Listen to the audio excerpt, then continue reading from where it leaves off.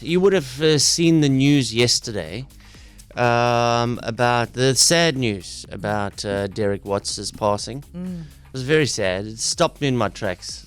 It really did. And you know, I mean, if everybody knew Derek Watts, every single person knew Derek Watts. I mean, this iconic carte blanche theme. I mean, sure, this is part of our lives, you know.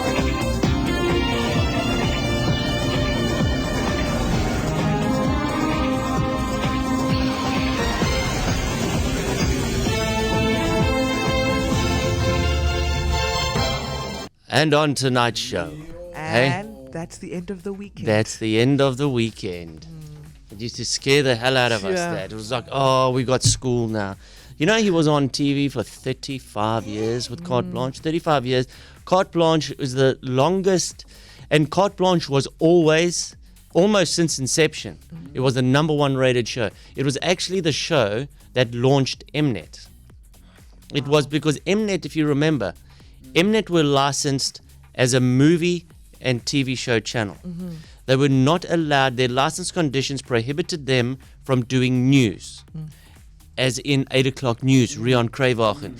And news was always the #1 most watched show in South African history.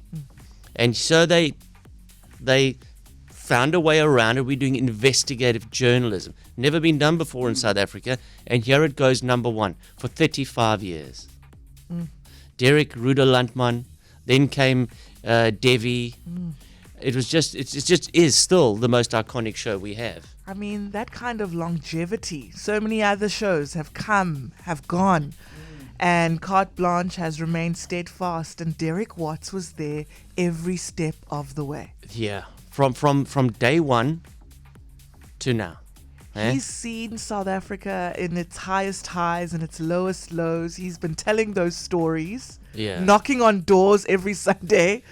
Taking on crooks. And making sure we know what's going on. Yeah. You know, I'm going to play you something now. In 2003, I pretty much... I was doing pranks already before that at other radio stations, but I invented this thing, like with celebrities and what do I do with them, you know? So I invented this thing called the Celebrity Challenge. Okay.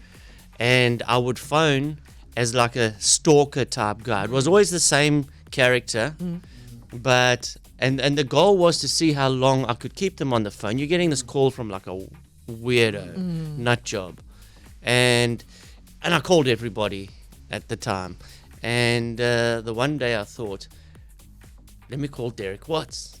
How long will he stay on the phone with this stalker? And this was, let me tell you, this was 20 years ago now. 20 years ago.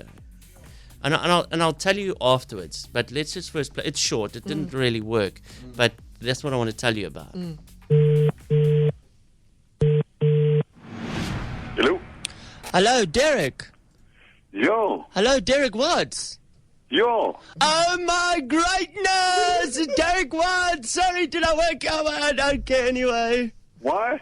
Look, Derek, I just want to say I'm not a stalker. I just like following you around because I think something's big's going to go down when Derek's there, you know? You're going to catch someone out. Is that Darren? You are fantastic, man. You know what my kids have been saying to me? Why hasn't Darren phoned you yet? She's phoned everybody else, eh? Man, damn it. I got your CD, man. You see, I've been listening to all of them. That's why. Okay. well, tell your kids that Dad is actually very famous. Okay. Well, I'll tell them. They're going to be so chuffed that you actually called me eventually, eh? That was Derek. A journalist, eh? And that was... and I remember running into the studio after that, saying, Jeremy Mansfield, Derek knows who I am. Stop. You have no idea what that meant to me. Like, Derek knows who I am? You joking. And those kids he's talking about now are adults. That was 20 years ago. And they had the CDs. CDs were a thing in 2003. They absolutely were. So it's I wrote this. I'll read to you what I wrote yesterday about Derek Watts. I always used to call him Uncle. I said, Uncle, the nicest, most humble human being I've ever met. Genuine to the bone, and you never seemed to ever have a bad day, and he never did. Whenever you saw Derek, he had a smile, he was happy to see you. Your impact on broadcasting was not just about viewership and having the #1 TV show. It was about correcting wrongs and holding people to account. Your impact on society has been immeasurable, and I'm so sad that your move to Cape Town never materialized.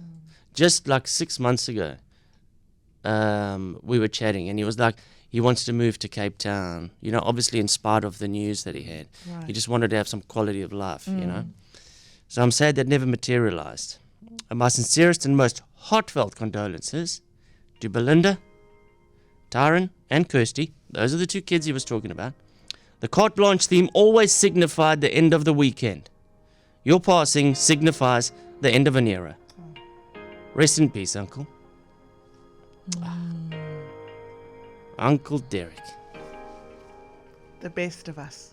Tell me about it. Now, why you got to play that music, Ramin? Get that music off. He was moved by your post, Darren. Yeah. Oh, man. But really, not only an incredible journalist, the best in the business, but just the humanity, the empathy, the goodness of the man. So there you go. Sure. Uncle Derek. KFM.